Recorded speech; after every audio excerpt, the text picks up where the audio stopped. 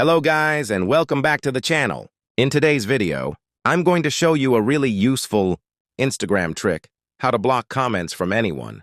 If you've ever had someone leaving unwanted comments on your posts or just want more control over your Instagram experience, this is the perfect feature for you. So without wasting any time, let's jump right into it. First, go to the App Store.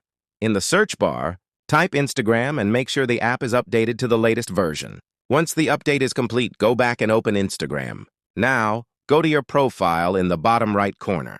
Tap on the 3 white lines in the top right corner of the screen. Scroll down and tap on Comments. Here you'll see the option Block Comments from. Simply type the name of the person and select the account you want to block comments from. Once you've done that, go back and the changes will be applied. So, that's it for this video. Make sure to like and subscribe for more tips and tricks. Until next time, see you soon.